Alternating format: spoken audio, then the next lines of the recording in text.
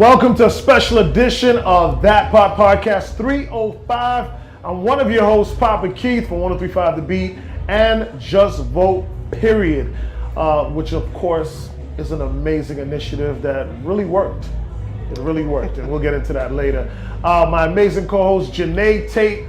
She is the founder and CEO of High Low News, and we are doing a very special edition of our show today from PS Social in Wynwood, where we actually had our election night party. And we have some amazing guests that I'll have Janae introduce that are going to give us some live reactions of what's happening thus far while the election is still running, but some of the amendments and some of the elections have been called already. So welcome, and let's get cracking, Janae. Woo, cracking indeed.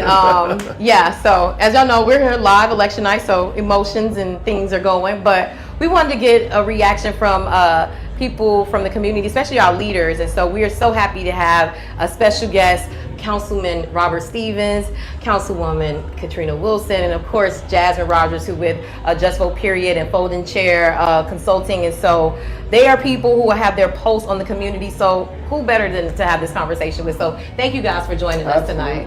Thank you. Yes. Yeah. So first question, local races, we could start with county races. What are your thoughts with the results that have been called? And I won't put all the pressure on you, Councilwoman. Let's start with Jasmine, and we'll bring it over this way. Well, I'll start with talking about Broward a little bit, because that's where I live, that's where I work, that's where I was at the polls today. And I think what is shocking to me about Broward has a little bit of lower turnout than Miami-Dade. Broward is supposed to be this Democratic, stronghold. And I am shocked by the amount of Broward races that were so close. And when I say so close, I mean like people should have won in a landslide as incumbents and are losing races, whether it's to libertarian, well, not losing races, I take that back. They are ceding tens of thousands of votes to libertarian candidates, write-in candidates, independent candidates. Wow. Our sheriff ran against somebody that was an independent candidate that got a good amount of votes. And that is crazy to me, right? Like, yes, the top of the ticket, we did well, and it was the blue wave and all of that. But I think that is so concerning that, again, these races that should have been won, like, one and done, we're seeing that there's these either third-party candidates, write-in candidates, or whatever, that we need to pay attention to and figure out what is the mood and what is the vibe of people that's voting for these other candidates. So I think that bothers me. I also think that what bothers me is I was out at the polls a couple times, and I know that Republicans in Broward had serious operations. They had tents out that were stacked with people. They were selling merchandise at the hats. They were. It was like a Trump rally. Yeah, and they had signs all over these polling places where you could scan a QR code and get your Republican voter guide. Right, like all over. They were out there like, do you need a Republican guide? Sophisticated. Right, and in all of the polls that I traveled to from this weekend to today, I did not see nearly the amount of effort from the Broward Democratic Party.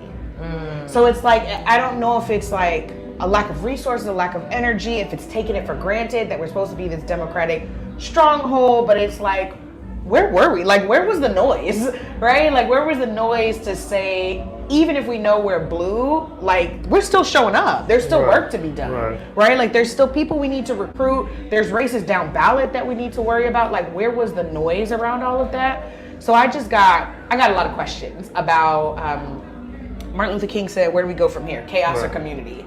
And I got a lot of questions about where we go from here as a county and then as a state, which we'll talk about more. We appreciate that. Thank you. Vice Mayor Katrina, thank you for joining us. We appreciate you being here at the election party and taking the time to be on That Part Podcast 305. How do you feel about how some of the local elections have been called and the turnout and so forth? Well, I have to tell you that I have a knot in my stomach. And it's not a good feeling at all. I mean, like just in the feel like I've been gut punched. And not because somebody in any competition is going to win and someone is going to lose. Nobody likes to lose badly, And so the real question in my mind's eye and in my heart is like, what happened, and what did we do, and what we didn't. What was it that we did not do that gave us and yielded the results that we got?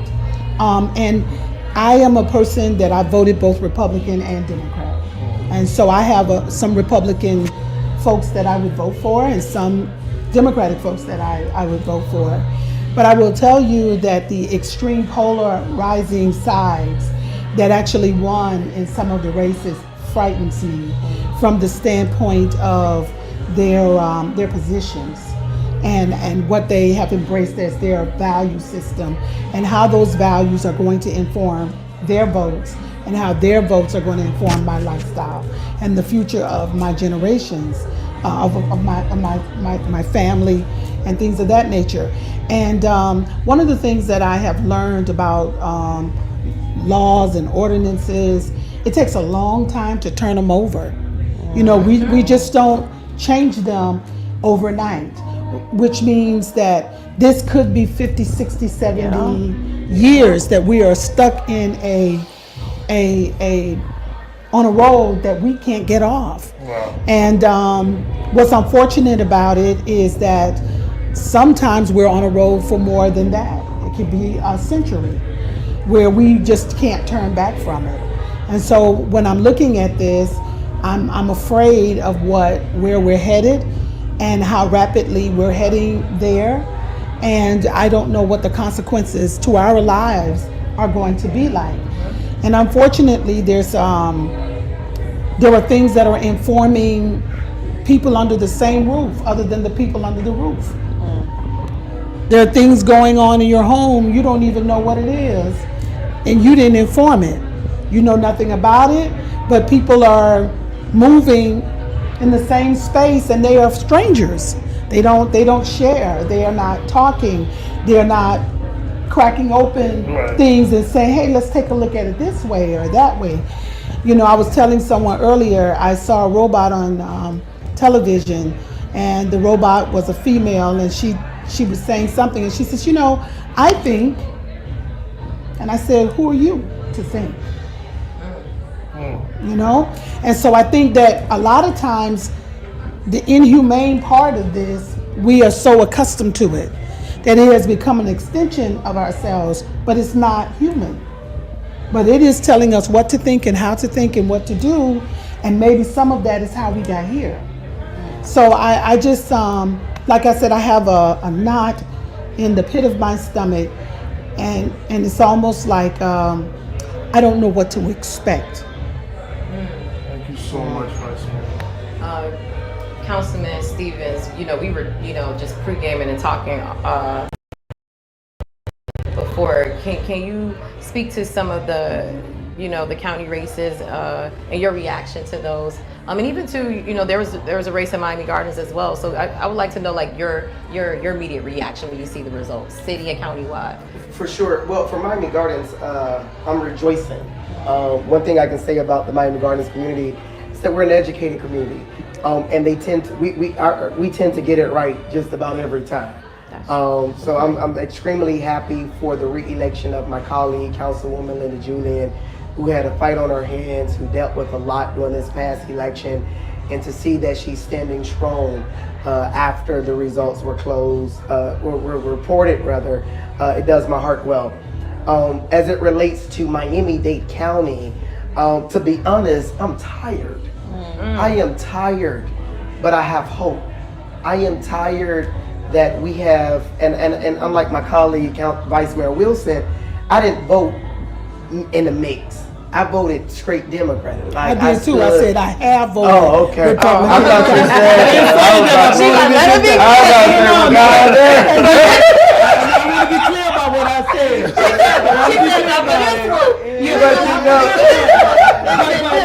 But to be clear, I don't have problems Yeah, I with don't have voting no for people problem. Yeah. who are right, regardless as to their party. But in this particular election, You know, it wasn't the case. yeah, and you know, to see that the Dems, we lost every county-wide race, it is heartbreaking because and I won't say in every election, but in this election I wholeheartedly believe that we had the right candidates to run these seats and to serve the people. But I got hope that we can work collectively to still push the people agenda together. But the question is, what do we do now? How can we start making a difference now? What needs to take place? Let's put egos aside. Let's put the city limits aside and say, well, that's not my city, that's not my area, and say, let's get to the table and let's talk this thing through. Let's start strategizing. Because they already know who they're getting ready to run as the next governor for the state of Florida. Yeah. They already know who's going to run to be the next mayor of Miami-Dade County. But we sitting around here like crabs in a bucket, pulling each other down because of whatever the reason is. Let's put that aside. Let's move.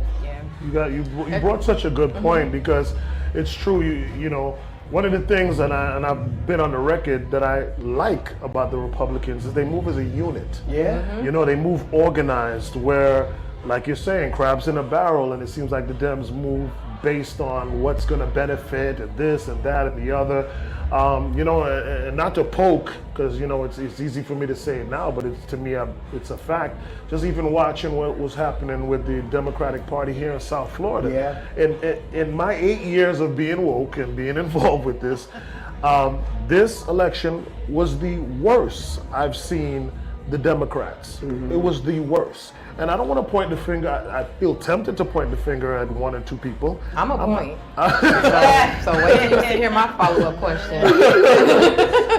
I feel very tempted to point the finger, but you know, I'm only going to talk from my experience. In my past experiences, Janae, I've been begged to be involved.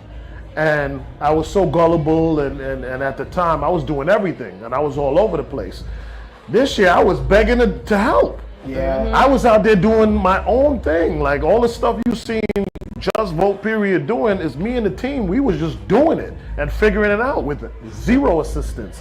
And not to say we do it to get assistance, but if you see we're trying, like, how are you looking the other way, or how are you not engaging with us, especially when you know we're trying to focus on the biggest voting bloc, which is millennials. Yeah. Right? So that gave me a kind of like a test of the temperature that was happening with this election. So I'm actually not surprised. You know? Same. And my question to you know, you all, and I definitely would love to hear from our elected officials, and you guys could tread as lightly as you would like with this. For me, now as Black-owned media, like I'm not just the reporter, I see the business side of it. And something that we've been talking collectively as Black-owned media is the lack of grassroots organizing from the Democratic Party, the lack of respect for the Black community, and only coming when it's election time, and then also too the lack of support for Black candidates. And we see you guys out there raising the money on your own and not being elevated as you should in certain races. And here's the thing, the microcosm of Miami Gardens is something that you said, Robert, is like you have an educated, engaged community. And so you see certain people are elected and certain things are progressing. And I'm like, this is an example of what it should be, because Miami Gardens to me gets it right. Yeah. The engagement is there, the people are informed, you guys are back and forth. And so it's like, to me, it's almost like you guys kind of exist in this, almost like this bubble of like what it is, you know? But to me, it's an example of like, the Democratic Party to me should be looking at Miami Gardens and what you guys are doing, like, this is what works, like this is how we get it right. And so to me, so for me, the question to you is, what are those internal conversations? I know the races in Miami Gardens are nonpartisan, but most of the candidates, you know, I'm just throwing it out, they're pretty much Democratic candidates. And are you guys having these internal conversations of, we need to engage the Black community and stop showing up. And I'm curious to know, what are those conversations when you guys are bringing this up? You know, one of the things that what my colleagues and I do, we're never not with the people. We're always with the people. We weren't on the ballot at all this election, but if you, at any given day, I'm at the senior center, I'm engaging the people. I'm at all of the football games with our youth ultimates, shaking hands. At any given moment, I'm sitting at the table playing cards and drinking with the people, having a good time. Because whenever you engage the people, then you get the people to turn out to do what you need them to do. If the only time the people see you is when you telling them to get out and vote and tell them this is how you vote, we got a problem. Because they feel like you pimping them. You literally, there's no trust there. There's no relationship there. Now, we had a lot because you like, if I go to the park, it's councilman, I got a question. Why y'all doing this? Why y'all doing that? But then it means a lot when you can get there and you can get to the people and you can have that conversation, address the issue, because now they trust you. When they see you, they know that there's a relationship there. We ain't gonna always agree on everything, but we gonna get to a middle ground at some point. We were literally just joking, myself, the Vice Mayor, and Chairman Gilbert. We were saying we got to do it the Miami Gardens way, the entire county. If we just do it the Miami Gardens way, then we can flip this thing and really do it what this county needs to look like. You see the blueprint in Miami Gardens. But you said it, and the key to what you're saying is accessibility. Accessibility. We say it all the time. We're the most accessible elected officials around. Agreed. Agreed. But we work hard. Yeah. See, we don't show up in suits and hard bottom shoes. We work hard. Yeah. We work hard. We have full-time jobs and other activities, and we are, you understand? But we work hard in that city, 7 days a week. And residents call us. Our phones would not ring if they didn't trust us to get the job done. And so there is a symbiotic relationship that we have because we're invested in them as they invested in us. And so I think that when I was talking earlier, is that we don't talk. Yeah. You know, we're not sitting down having conversations, listening, not just to be heard, but listening to understand what another individual is saying. And so I think that has led to the distrust of public officials. You follow me? And they say, well, you know, this guy is only, or this girl is only interested in getting their hands greased. And as far as our needs are concerned, nothing ever gets done. So I think that one of the things that Miami Gardens does is they have a return on investment. I like that. Yeah. I want to ask you, Jasmine, kind of like on the same lines. You talk about a little bit of the disappointment that you saw in Broward. You're hearing the disappointment now in Dade. What is the hope for the Democratic Party as a collective here in South Florida? I think the one thing that also always comes up for me in these election cycles that I'm really passionate about when we think about these constitutional races, a question that I have is, how many Black staff were across those races? So if you want to talk to a county that has a lot of Black people, has a lot of Haitian folks, has a lot of Caribbean immigrants, and your staff is all white, you're not going to make it anywhere. You're not going to make it very far because people are going to see right through that, like you just said. So I think that the hope for the Democratic Party, which I don't actually have hope in, but I think that what should happen is that people need to get real about the accountability, right? Like, people need to get real down and dirty about what the fuck just happened. Right. And like, who's responsible for it? Where do we mess up from top to bottom? Hires, the people that we organize, like, where did we mess up? And I also think that a way forward is, again, getting back to the basics of, I would even say churches are a blueprint, right? Like, churches are a blueprint. Every Sunday, all the people in one place at the same time. Churches are a blueprint for organizing and for building trust. Everybody has to get back to that. Yeah. Because there was one point in time the church was recognized as the cornerstone of the community. Yes. If you wanted to win an election, you had to go to the church. These candidates are not going to the church. That's not the case no more. Right. I mean, I remember doing outreach with my dad's church as a child, where we were going to people's homes and yes, talking about Jesus, but we were also meeting a need, right? Like, here's this resource, here's this turkey, here's this whatever, but they always knew that we were going to show up, like you said, every Saturday. We're going to be out there. So it's like, how do we get back to the organizing basics, and then also be real about, like, we cannot win if we keep doing the same things, the same consultants, the same strategies, the same whatever over and over again. And I was telling Dwight earlier, I said, I just feel like so many people that are working politics in Florida and in South Florida, all they know is politics. Their circle is politics. They're going to dinner with other consultants. Like, that's it. So your barometer and how you see politics is all filtered through that. What you think is good strategy and good communications and good messaging is all filtered through that. How many of them talk to a mom, a grandma, or whatever that watches Judge Judy and might get the local news and has an opinion about politics and wants to go vote, right? To understand, like, what's really going to hit in our community, right? So PK, when we talk about Just Vote, it's because you're on the radio. It's because you're hearing people. It's because you're talking with people in a language that they understand. And that's why you can get people that you can build trust with. That's why you can move and organize and build the way that you do, is because Dems think that shame and fear works. And it doesn't, especially on these Gen Z.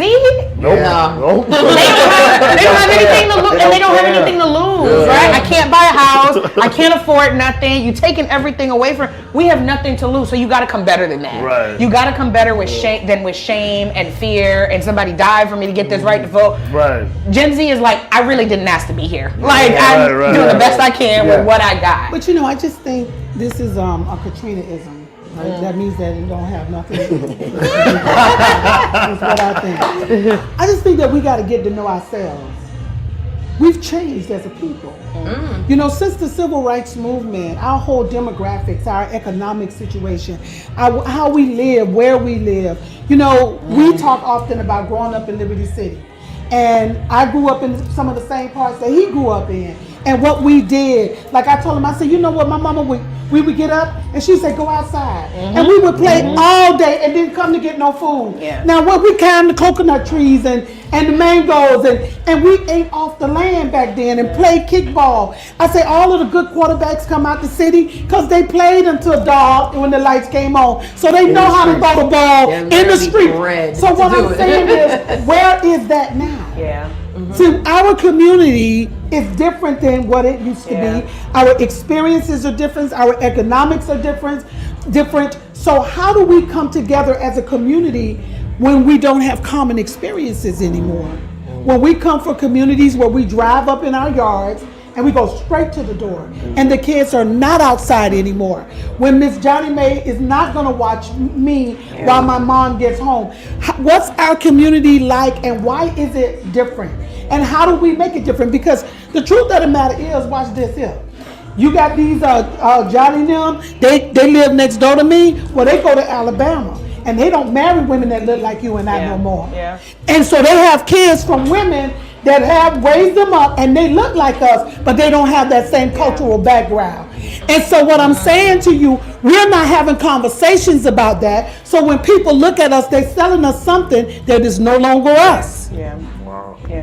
So the demographics, the economics, the education, the location, all of those things affect what we choose at the ballot box. Y'all with me?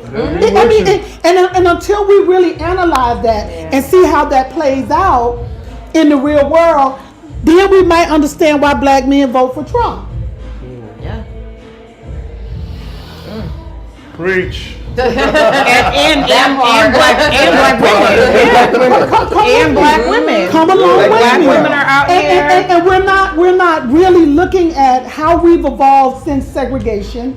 to really say, how are we alike and how are we different? And what does that mean, again, at the ballot box?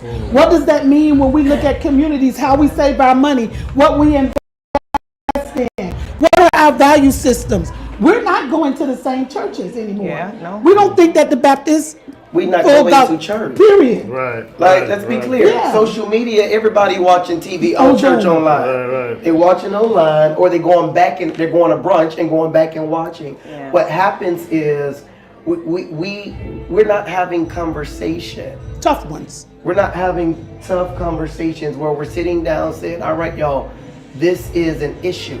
Yeah. Like, let's not forget about the state amendments. Let's not forget about legalizing marijuana. Yeah. This has been an issue in the black and brown community Yeah. for years. Yeah. Why we wasn't educated about what we was voting on. Yeah. And having real conversations about what the impact that would be. Right. You know what Why I'm we saying? not investing in money in this stuff? We got it. I mean, we ain't got nothing but time to talk. Look at us right here. Right? We got time to talk, but when we get together, we want to talk about stuff that's inconsequential Yeah, man, to the come on, quality of right. life issues true. that are going to impact our homes. So when our kids are leaving, just like the lady said, do I want to take my kid to the park and they smoking weed up in there? Yeah, and a commercial. Yeah. Yeah. Right? Is that what we want? So, you know, the reality of it is that our generation is going to have to take responsibility for how we set up the next generation. Like our parents took responsibility for how they set us up, because they said, you will go to school, you will get your education, you will do this, you will do that, you won't have to depend, you will. Those kinds of things they were dreaming for us. But we don't have a dream for the next generation. Well, ain't gonna be no planet in 20 years. Here's the I'm just like, Florida's gonna be underwater in 5 years. It's like, Do we have any numbers on? I'm curious to know the voter turnout for the Black community, definitely in Dade and Broward, because how I feel, and I would love to know the numbers behind it. I feel like we do our job. We vote. We show up. It's them other ones that we have to live with, and they have different views than us. And so it's like, if we're showing up and voting, I wonder what those numbers say, because you know what I'm saying? Because I'm like, and not, you know, just not for me. I'm like, Miami Gardens to me is just like the model of it, because I'm like, the voter turnout in Miami Gardens is always super Strong. above Every average. election. So that just tells me too, Black people are engaged and they vote. And some of the numbers are similar in other Black communities. And Jasmine, I don't know if that data has come out yet, or if you've seen anything. No, I but I'm haven't. curious to know, because I feel like sometimes, and it feels like it's designed almost to make us feel like we ain't working hard enough. Yeah. You know, Which When makes you want to give up after a while. And you I'm know? like, we do show up, we do support y'all.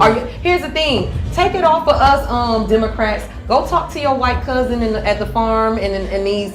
Can you go have those? Can y'all have? We got some tough conversations we got to have with the Black community. We do. Facts. But y'all got something to have in the white community as well. Facts. Because here's the thing: these policies, even though they're a lot of times voting on, to me, religious things, but the economic stuff, when we look at across Florida, all of those policies that are passed by Republican candidates and elected officials, that tears apart their communities too. Yeah. They don't get the Yeah. things either. And I'm like, they're not having that conversation with their community. Right, And everything's we on gotta us. stop this myth of I don't do politics, or I don't get involved in trying to politics. figure it That is out. the most annoying thing I've ever heard. Because this right here, we on a local level, I govern your life.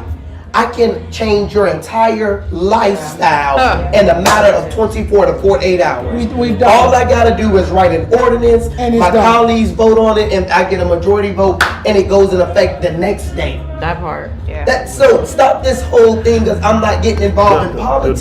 That's my biggest issues with the rappers. Yo, it's insane. You know, like you would think at least the weed amendment, like come on. They would have rallied behind it. I wanted Rick Ross to be like, oh, and that's not bad, you know what I'm saying? to do But something, like yeah. they all run from it. It's like, yo, y'all are being in the streets and talking about killing and Yeah, this man. and that and all the other rough stuff you've been through, but you scared to talk about voting and you scared to talk about politics? We can't do it on alone, now. and that's what's happening. You got the Jasmines of the world. You got the PKs. You got all of us other worlds that's trying to put the whole world on our shoulders. Yeah. And what's happening is we're like, I can't do this too much. Because at the end of the day, while we're still putting the world on our shoulders, we're still working full-time jobs. Yeah. We're still governing the third largest municipality in Miami-Dade County. We're still doing all of this while trying to keep up a personal life. Yeah. Yeah. While all you're doing is living your personal life. Right. Yeah. And I'm trying to tell you, hey, y'all, this It's shit on about to get fire. crazy. It's on fire. It's on fire. Like, I need y'all to participate. Like, we Yeah. not just saying it for no reason. Yeah, like, yeah, this about to legitimately. get, it's about to get wild. But When you I know- was at the poll in Broward on Saturday during early voting in East Broward, and was right across from the Trump tent, and this Trump supporter comes in with like this golf cart thing, and he comes in yelling, "They're eating the dogs! They're eating the dogs!" Comes in, and I'm just watching all this play out. Like I saw this woman that, to me, she obviously looked like a lesbian, but she went over, shook hands with them, took pictures next to a sign that said it's okay to be gay and vote for Trump. I saw a black woman like dap them up. Like I was just like, what is happening? And then someone said to me, see, this is great. Democrats and Republicans are getting along. I went home, and number one, I had an anxiety attack, and I just cried and cried and cried. And I told my fiance, I said, I don't want to live here anymore. Like, I don't understand how people are just going along. Like, this is, if for nothing else, right? Like, this man is wildly offensive. He's a convicted felon, sexual harasser, sexual assaulter, like, on and on, is unhinged.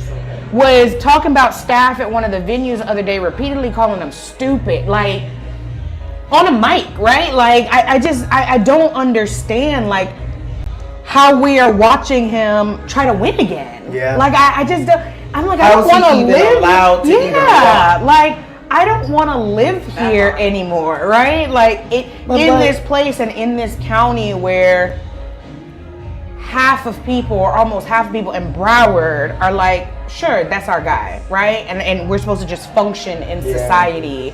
Like, like, I just, But you're not, you know what, you're not going to be able to run. You're not going to be able to run. You got to turn around and face that thing. And that's what all of us are going to have to do.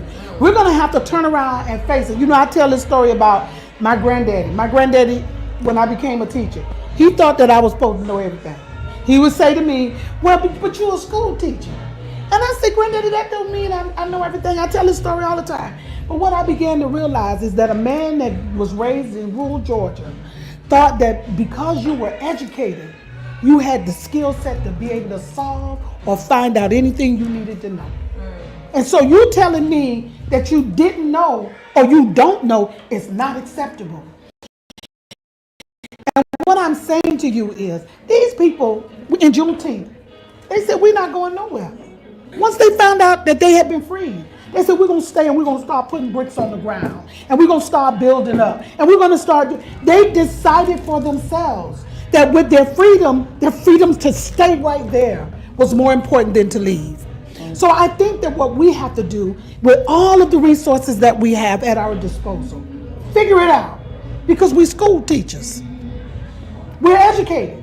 We're probably one of the most educated generations of our family. Yeah. And if you mean that collectively we can't sit down, should we decide to, and say, look, we ain't got no money, but we're going to run our own thing next time. And here's why we're going to start. You mean to tell me we couldn't put up a plan? Of course. My mama tonight, we got ready to go. And we said, she said, y'all hungry? We said, yeah. In about 10 minutes, this lady had thawed out some pork chops, fried them up, and we ate them. I got in the car. He said, well, you smell like... smell like pork chops. How you didn't know? Really? Good night. I'm telling you. And I'm talking about one of them miracle pork chops. With a lemonade. But my point is that what I'm telling you is that everything that we do, we're not going to get paid for. But we have to do it because we got the skill set to be able to do it because it's necessary to be done. Like when we talk about family reunions, they didn't have nothing. People brought what they had. I'm gonna bring this out of my house. You bring that out your house, and we're gonna have us a meal. And they would tell you that they were dirt poor. We're dirt poor in a different way. And so if we don't begin to say, look, we got all this education, all this media knowledge, I believe that I have an idea about something that can work. And I'm going to seed it myself. And I'm going to tell you something else. I know this here for a fact. He know too. If you trust in God and you moving in the path that the Lord has you on, he provides. Every time. He provides for it. We'll tell you, Shirley Gibson, if she were alive, will tell you she got down sick almost in her deathbed, fighting for that city to become one. And then healed and got up and said, I done changed the name and now we're going to be Miami Gardens, and won. This lady from Georgia. So what gives her the courage that you don't have, or that you don't have, or that I don't have? And she had people who were with her every step of the way. So if we believe this, we got 4 years, y'all. I mean, I think. Because we're school teachers. Listen, this has been a really amazing conversation. I can't promise you that listen.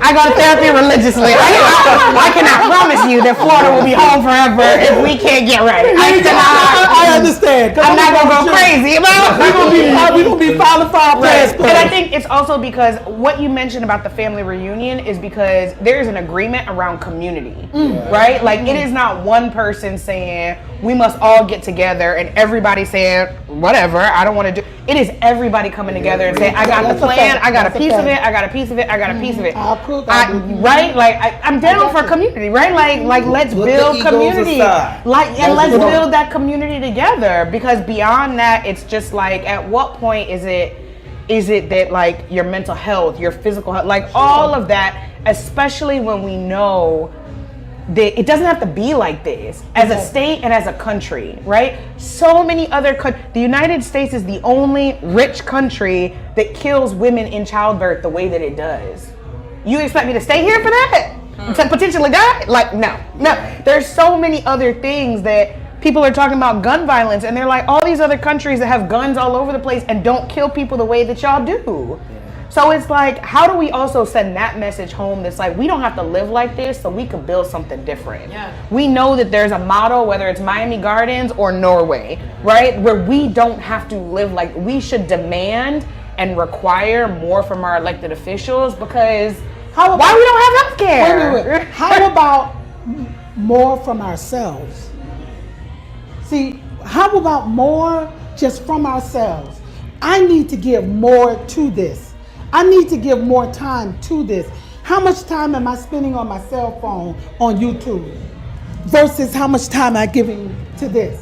You understand? How many doors did I knock on versus how many stores did I go in shopping?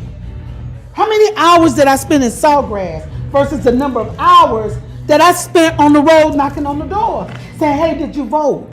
You follow what I'm saying? We've got to begin to evaluate ourselves and then work ourselves from us outward, you know, and would we be able to affect change? I know that we will, because we build our churches on our own backs.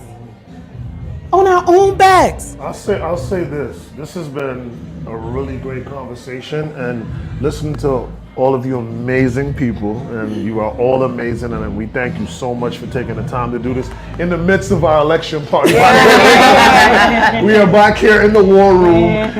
This is the Just Vote Period office, actually, and we're having such amazing conversation, but you all make me hopeful. Because having these conversations and being able to, the same YouTube that we want to get the people off, knowing that we can create this type of dialogue, and maybe if it doesn't happen in our lifetime, you know what I'm saying? It will, because we are setting these seeds right now. We are planting, all of us here together, planting the seeds. So, you know, my last child is out there right now. She's got school in the morning, but you know, even if what we do and the things you do for Miami Gardens and the things that you're doing are gonna help our nieces, nephews, kids, and you know, then it's worth it, you know? So I want to thank you all for taking the time and really connecting with us, being a part of That Part podcast. It's a better mood. But no, honestly, it was a real conversation. I love that you guys broke things down for our audience, and I feel like you guys gave like we put a mirror up to the community and said, hey, this is the problem, like what we're gonna do, and really love what you said, Vice Mayor, of like we got 4 years. We got 4 years. The work begins. To work again. 2. Well, the gubernatorial. We keep thinking about the president. We got the governor's race. We got to reorganize for this governor's race. Which is about to be a shit show. Stefan, our video camera guy, could you pass that shirt over there for me? If you can, if you could reach over there. No, not that one. I need the one over there. Sorry, you're going to have to put in a little work. But yeah, these are new Just Vote Period shirts. And I definitely want to give each one of you that. But to your very point, Janae and I and the team came up with this. Elections that affect you the most. What's number 1? The local election. Number 2. Statewide. 3. Presidential. All right, so to your point about 2 years. That's number 2, right? So absolutely, we got some work to do, and again, we appreciate you so much, Jasmine Rogers. Thank you so much, Vice Mayor Katrina Wilson, Councilman Stevenson. Thank you so much. We appreciate what you guys do, Robert Stevenson. We appreciate what you do in the community for the city. Not even just of Miami Gardens, but you know, just how you speak upon things and how it affects the community around you and how you encourage people, especially you, young man. I want to give you a little extra shout out, man. Just being a young brother and inspiring, hopefully, young other brothers to step up and get involved and do things. You know what I mean, Vice Mayor, and of course my good friend Jasmine Rogers. Please come back to the show. Absolutely. Let us know what's going on in the community. We need to have a conversation about Miami Gardens. You guys are welcome to the show, and Jazz, you already know you. Come back. Thank you for coming on That Part podcast. Thank you for having us. Thank you, guys. All right, Stephen, could you do me a favor? Replace the Just Vote. All right, we are continuing on with our election night special edition of That Part Podcast 305. We appreciate y'all tapping in. Hopefully you enjoyed the previous conversation. This one, we have another slew of amazing guests that I'm gonna have Janae introduce, man. But we are so happy to have them stop by the election night party and connect with us. And we're just really trying to get some understanding, some feedback on pretty much what happened tonight locally, what we're seeing, the potential of the presidential race, and all these things we're going to be touching on here tonight. Once again, I'm your host, Papa Keith, from 103.5 The Beat, and from Just Vote Period. All right, and my co-host, the amazing Janae Tate. She's the founder and CEO of High Low News. And let's get it cracking with part 2, Janae. Yes, I feel like this is the conversation that I really want to have. So let's get into it. So introducing our guests, we have Willis Howard here. We have Isaiah. We have Dwight. And we have Robert. Guys, and I'm a little bit off right now, so I actually do want to, I'm a person about titles, so I want you guys to at least give your name and your title, like what you do, just to give the people a little bit of context of why we have you guys as our guests tonight. So Robert, I'll kick it off with you. Okay, well, my name is Robert Dempster. I'm probably the nicest person that you know. That's why you have me on, right? Of course, Robert. There you go. All right. Of course. In a past life, I was chairman of the Miami-Dade Democratic Party, and right now I'm working with Just Vote Period. I'm the executive director of Just Vote Period. Gotcha. Dwight.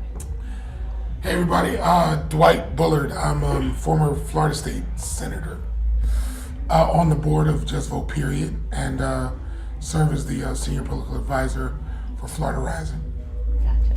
I don't even know how I can follow that, but I'm Isaiah Smalls. I'm just a reporter from the Miami Herald, covering sports and culture out here. So, yeah, that's me.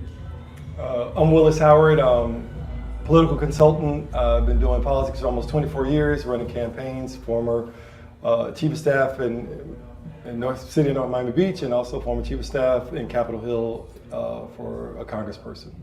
Gotcha. And I feel like you could go to CNN and all these other networks, MSNBC, Fox, for the presidential shit, so to speak. Let's talk local. And you guys heard the title, so these people are very qualified to have this conversation. I just want to jump right into it. What the F happened in Florida? Can you guys give the people an understanding of what we just saw, especially if you lean Democrat progressive? Right. Everything was lost. Why? Why did that happen? And I'm almost PK. I don't even know who to Isaiah. I'm gonna let you. I'm gonna let you kick it off. You start off. That's a very complicated question. What happened? I think the better question is what didn't happen, right? Like, and I think obviously we still have a lot of time to wait, but I think the main things is people show up. Did you have those conversations with the person that's next to you? Like, yo, did you go vote? I mean, even for me, just speaking personally, last night, just thinking an entire circle that voted, right? I just throw it out to the homie, like, yo, you vote yet? You know what I'm saying? He's like, oh no, I don't vote. And that just turned into a totally different conversation because I didn't realize that there's certain things that he didn't realize about just the political system in general, right? That I had to just correct on that person-to-person basis, right? And so I think, a lot of times when we talk about voting and all these things, we're preaching to the choir, right?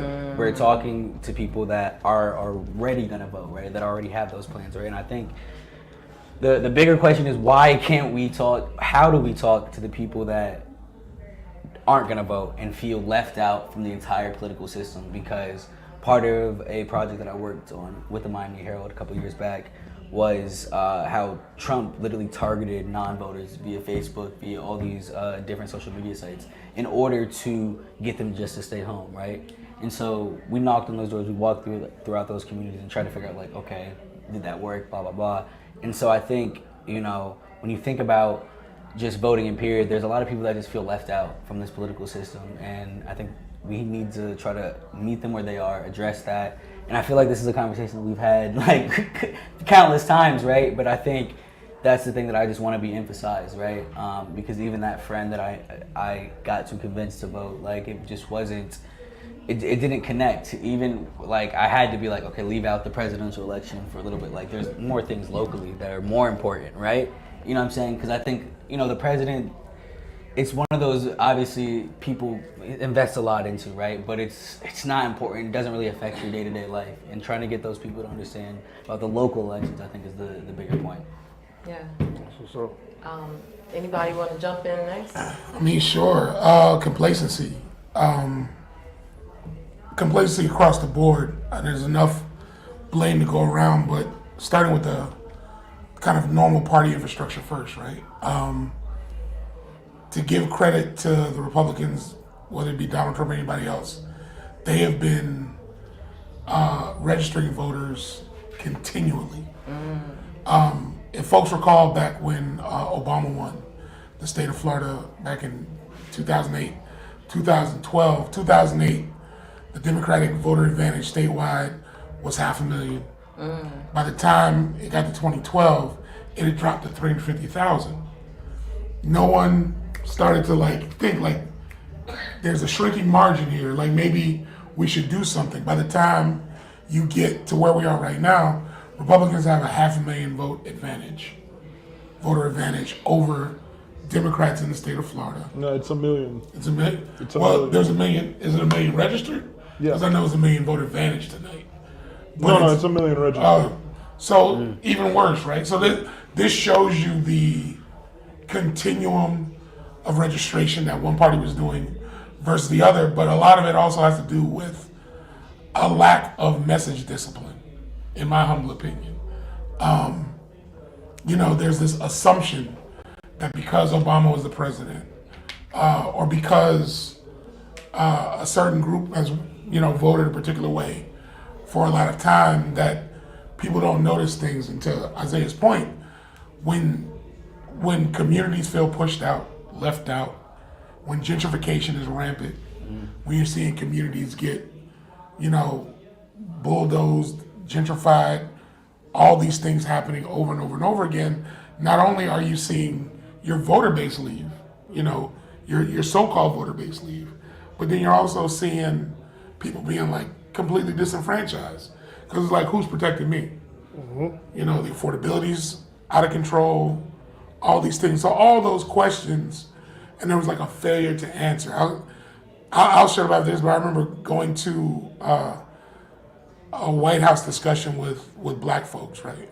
And, all these different folks in the administration laying out all the things that the Biden administration had done for the black community. And it's like, after about 2 hours of them saying it, someone just asked a question like, where are y'all putting this information? And they were like, what do you mean? They were like, everything you said sounds great. Everything you sounds profound. Would love to take all that information back.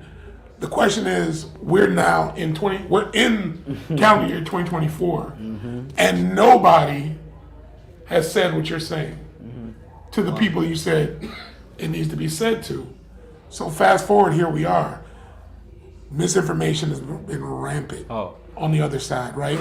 You're talking about AI has exacerbated misinformation. So you now have, and I remember flagging this for folks, like they're going to use clips and footage from you. They're going to shape shift. They're going to, have people saying things that they didn't really say. And here's where we are, where you have, to again, the point Isaiah raised, a message of stay home, or if you're not going to stay home, vote for us, and here's the reasons why. Because so-and-so locked up all these people. False claim. Because, because we gave you the stimulus check. False claim. All these things that went unchecked, and then the other side, instead of presenting an argument around, here's why you need to support us, instead was saying, just don't support them. And that's never going to be a winning combination. When you scare somebody into voting, that's never going to work. People especially always want to vote they're not for something. Scared. Right. Yes. And when you're talking about the generation that we have now and the state of things, we ain't scared. Like we not moved by all of that. That might have worked on our parents, but that shit ain't working with me. Willis? I think we learned a lot, and it's almost like watching a couple of 30, 40 years being together, and all of a sudden they sit you down with the grandkids and say, I think me and Pops are getting divorced. And you're like, what do you mean? So we start breaking down what happened, and one of the main things that stop is either finances and communications. When those two things stop in relationships, their relationships are going out the door. So we had a relationship with the Democratic Party going back to the 1950s, 1960s, and we've been together for a while. But it got to a point where, husband wasn't listening. We got some concerns, we're not listening. And every step we would slack off a little bit, because every time we had concerns, as soon as it got time to voting, they'll take your concerns and give you new concerns. So you could have a African American community anywhere in the United States, they're having a problem with just access to finances, home ownership, or opportunities. And when it's time to run, they've been talking about this for 2 years. The party comes in and says, hey, what do you have? Well, we have a list of gripes and issues we want to take care of in our community. No, give me that list. Here's your new list. They're trying to stop you from voting. What? How is this back? And all of a sudden now we got this list, and now you're thinking, okay, go out there and show them you want. No. We have a list of concerns, and you're not listening. And at some point in time, we're going to realize, you know what? I think it's just best we just go to get divorced. No, what about counseling? We've been through counseling for 2 iterations, and you're not listening. But either I'm going to go and date someone else. So as people start moving around and say, you know what? I want to hear what these guys got to say. Well, I actually went there and talked about my community, and they listened. They're like, hey, we heard you have a lot of things going on with crime and trying to, okay, good. But this group didn't. So here we are just looking at just Miami-Dade County. For the first time in 89 years, we have a new form of government coming with 4 or 5 new constitutional positions. We've been around since the 1920s when we signed the charter to become a city of 1890. Was it 1896? 1896 for the city. The county charter goes back. And there were 52 1950. black Bahamians that signed. We've been part of Miami-Dade County since inception. 44%. Now for the first time, we're about to be erased. And they thought we weren't going to feel that. But if you get ready to do a new change in county government and you're creating 5 new entities, a sheriff, a supervisor of elections, a tax collector, a property appraiser, and the clerk's office. And then we have Democrats who've been tried and true. I'm 3rd generation Democrat. I get ready to run, no support from the party. Another black guy runs, no support for the party. Another black guy, no support for the party. They go and recruit Republicans. Republicans, not just registered Republicans, Republican legislators that did things against us and think we're not going to be like, isn't that the guy you said was a bad guy? And all of a sudden he's good because you sanctioned him being good. But then we have a gripe, you quickly dismiss it. So at some point they're going to be like, you know what? There are other opportunities for us to listen. And since we're getting divorced anyway, I don't have to listen to you. I ain't got to come home tonight. I ain't got to do, well, we're getting divorced anyway, right? So you go your way and I go my way. You were happy to go that way all the other time. Don't ask me where I'm going tonight. So this is a relationship. So now everybody's watching now this new breakup of something that we've never seen, because since I've been around, the party's been together. I've never seen grandma and grandpa not together. And now we see the remnants of us going different ways and like, you know, it's okay. Why? Because the other guy was listening. The other lady was listening. The other person was listening. And then once we got into the primary where we had not one African-American endorsed by the union, not one African-American endorsed by the party. So now, knowing that the main reason why Democrats even exist in Dade County is through African-American support. That's been the tried and true 25% that they were relied on because we voted 90% as a block. Now all of a sudden, they took it for granted and think we're just gonna come. But I'm thinking anyone, I always make a joke and I say, if Pop Keith and I were on the ballot for Hialeah, that would be the lowest turnout for Hialeah ever. Why? Because there's no one that looks like them. We don't even speak Spanish. Why are they on there? So now you go out there and you dismiss all black people in Miami-Dade County, basically erasing us to the next chapter of Miami-Dade County and think there's going to be no rebuke, no response. There was immediate response from the community. Okay, if I look at a ballot and none of us are reflected, why would I come out 100%? You didn't even want us as part of the new government. So don't come and say, well, hey, why didn't you, like to your point, why didn't you vote? It's a lot of reasons why I didn't vote. I'm just trying to keep my roof over my head. I'm trying to keep some more money in my pocket.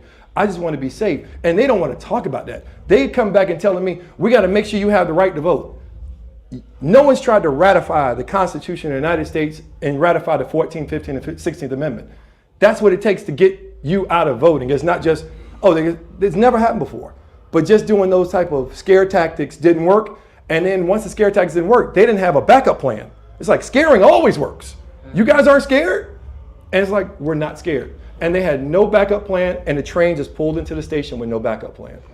But they knew exactly what they're doing. And believe me, everyone got up there and said, how do you not endorse one African American? Like, how do you, as a Democratic Party, even the Republican Party in Dade County was like, that's weird. And they saw it as, yeah, I think they're going to lose. Why? They're going without their base. It's almost like the Republicans going without the evangelicals. If the evangelicals from the Republicans said 25, 30% of them said, we're not going with you, they got a problem from the onset because that's part of their base. So if you already got a problem with the African Americans, you got a big problem. And the Republicans are like, let's see how you win without their 100% vote. Let's see how you win without that dedicated block. But if you want to ignore them, that's on you. But that's how you have Danielle Levine Cava as mayor of Miami-Dade County as a sole Democrat in a Republican-controlled county. She was still a Democrat, but she won with almost 80, 90% of the vote 4 years ago against Bobo. So I think now they're going to look at it and say, you know what, I think they did a risk, and I don't think it was calculated. Wow. I think they miscalculated the risk, and they paid for it tonight. But I would also say that, because I don't want to lose sight of the fact that everything Willis said is spot on, but the pain that comes from policies from these folks will also be felt most by black people. Which policies? Inevitably. So what I mean by that is everything you're saying around the electoral politics, spot on. Mm-hmm. But we now have ideological leaders in these positions. So the question becomes, for a supervisor of elections, when 93rd Street Church says, can you send somebody out to register my people? They're not obligated to say yes. They never were. Right. Under the new. But that's what I'm saying. What I'm saying is like tactically, like it's one thing when you have, just to clarify for folks, right? All these positions that Willis mentioned used to be appointed, right? By and large, with a couple of exceptions, right? But now these are led by partisan people with partisan ideology. So what I mean by that is, as someone who was in the Florida State Legislature and saw with the Florida Sheriff's Association, the kind of havoc they used to run in the legislature around people who used to ask, well, why can't we get rid of Stand Your Ground? Ask the Florida Sheriff's Association. Because they didn't want to get rid of it.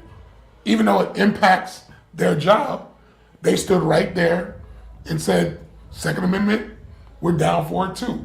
Because we don't want to take our guns away. For folks that were talking about election denialism and all these other things, now you have somebody literally who believed that Trump won the 2020 election as the supervisor of elections for Miami-Dade County. So when I bring up an issue is like that, this is somebody who's they're not necessarily gonna call foul and say this is gonna be racist. What they're gonna simply say is, it's too much money for me to send people out to register voters. So you all gotta come to me. Come to Doral. But look at the choice they put up on. The guy who was actually running. I hear you. Right on that point you said about Stand Your Ground. Right. They put up the co-sponsor to Stand Your Ground that was as a Republican in the House. He comes back and this Democratic Party knows of his transgressions against us, puts him up front and still lets him be there in front of us. Like, so you're going to let the person that you said that did all this stuff, and you're going to proffer him now as a Democrat, and we're supposed to stand behind him? And I'm not going to say that there's not connective tissue. What I am saying for black people is what has always been true for black people, is that we feel the pain regardless. Whether it is a party that we say we're affiliated with, not responding to the very things you raised, or the party that has openly said that we want blanket immunity for police officers, or the party that has said we will deny election results, or the party that has said that means that impact is going to be felt. You know, they say when America gets a cold, black folks get the flu. Yes. And this is what I'm trying to say. That's the way it's always been. And I'm not saying, and I'm not, understand what I'm saying was, I'm not saying that I'm saying you're right in terms of how we got here. But I'm also want to lift up the fact that we're here now. Caveat, yeah. And so for 4 years, it'd be one thing if that party was going to be like, well, let's appeal to black people. No, let's be clear. When the arrests go up disproportionately, it's going to be on the backs of our communities. When the jails get filled disproportionately, because we now have a Republican sheriff that runs the jails, it's going to be on the backs of our communities. And what I'm concerned about is the absence of an alternative that you raised means that we're going to feel the blunt force of that pain and not have anyone really in space to make a response to do it. And what I'm saying is ultimately we're going to have to do it for ourselves. So I just want to make sure we're messaging to folks that, you know, we can play cute about the lack of response or not wanting to vote for this person or that person, but I also want to send a clear message to our people. We're going to feel the hurt. But doesn't it make it worse? And after this, I really want Robert to say something, you know? But doesn't it make it worse when it comes from the people who you're supposed to trust? Like, when it's the people you're not supposed to trust, you expect them to do that. Mm-hmm. So I expect them to fill the jails and do all of that. But when it's the people you're supposed to trust and they're handling you almost just as badly as them, sometimes you want to turn to something else and see, well, maybe the punch in the face ain't gonna feel as deadly. Mm-hmm. And I'm not saying it in a way where I'm encouraging anybody. I'm just saying, like, being the devil's advocate. Like, sometimes, you know, because honestly, that's how I feel. That's how I feel. It's like I'm in you the one who I'm coddling with, you know what I'm saying? Like, for instance, I'm gonna say it the best way. If my wife cheat on me, and if my side chick cheat on me, it's a difference. It's a difference. I expect my side piece to do her thing because I'm not giving her that level of attention. But I don't expect that from my wife, who I'm pouring into. So, but my pushback on that, and I do want to let Robert in, is here's why we have to understand about black folks across the board. A, we've never been a monolith. Right. B, whenever we voted as a block, we voted because the party did something extraordinary that gave us that affiliation or affinity towards that party. Prime example, most black people were Republicans up to a certain point because that was the party that ended slavery. Most black people jumped into camp with Democrats because Democrats offered up civil rights legislation that people could get behind. But in terms of the self-organization, white Democrats, white liberals, as Dr. King even pointed out, weren't necessarily in our corner, right? And so what I'm saying is, like, we've organized ourselves, we built communities, we sustained ourselves, we built black political power largely on the strength of our own organizational efforts. And so what I'm saying for us is that's going to have to be the thing. The problem was it was one camp versus the other. So what I'm saying for us as black people is make the demand, make the ask, see who equates to it, and then move accordingly. And that is the way we've always practiced. I think this notion of like love or affinity for Democrats or this, that, or the third, no. It's like, what have you done for me lately? Right. That's what it's always been for us. Like, cool, Civil Rights Act, bet. Voting Rights Act, cool. I rock with you. Black president, cool. I rock with you. But what is now that? we're in a situation where it's like, you really haven't offered me jack since, right? So what's up? What is that next thing, right? Like you said, obviously you said end of slavery, you said Civil Rights Act, Voting Rights Act, but what is that next thing that will get us as a people to vote as a bloc? Because I feel like that is something that has been missing. That's done. Okay, so if that's done, done. So you're right. So if that's done, like what's next, right? Because the way it's looking right now, and we had this conversation earlier, right? Like I came in here very pessimistic, right? And your words like helped, lift me up. So then like now, but I went back out there, right? And I looked at it and it's like The math is still math. yeah, the math is still there, right? So then the question is, and then we can pivot to you, like, is what's next? Like, what is that next thing that like can, and obviously speak about other things, but like, what is All that? right. Well, a couple of things. One, to what Willis was saying earlier, I do want to shout out the AFL-CIO because they did endorse a black candidate for senator. They endorsed Stanley Campbell. I see. And that's just you know what I'm saying? I was very specific on countywide 5 new positions. Okay, perfect. What we Okay, said. good. Yeah. All right, good. But I do want to shout out AFL-CIO for, I think they were one of the few like big organizations that. And on a point on that, the local was trying to not endorse, but then they used the bylaws to show them that the state, since the state had already endorsed prior, that they couldn't not endorse. They had to follow the state. So that was that's just some inside information for folks who were there at that meeting. They were trying to steal, in Miami-Dade County, railroad the guy who's already been endorsed by the Florida AFL-CIO. But go ahead. Yeah, but as somebody who's been involved in running a lot of endorsement processes, that happens every time. There's always one faction who's for one candidate, there's one faction who's for another candidate. So that's not, I'm not saying what you're saying is not true, but I am saying that it's not like unique or nefarious necessarily. The other thing I want to talk about is to Isaiah's point earlier. I say this all the time, people have probably heard me say, I know you heard me say it already, it's like, the President of the United States is probably the politician that might have the least like immediate impact on your life. And that's something that I wish all of our people like really understood and kind of and really took home with them. Like the person who has the most impact on your life is somebody who probably lives 3 blocks from your house, who sits on a 6 or 7 person commission and votes on whether your potholes get filled or whether your street lights are turned on so you can walk your dog at night and feel safe. Like and that's why we really have to be paying attention on a local level. The next thing I would say is civic engagement in America is like it's a thing that is a really active thing. Like the lowest bar of it is what we are doing right now, despite the fact that that's what gets all the focus, is the elections. We all came in here and we started off by asking like, how did we get here? How did this happen? What the F is this result that we're all looking at right now? we didn't get here because of what happened this election cycle. We didn't get here because of what happened a year ago or 2 years ago or 4 years ago. This is a trajectory, as somebody who has studied it, you know what I'm saying? This is a trajectory we have been on for like 20, 30 years.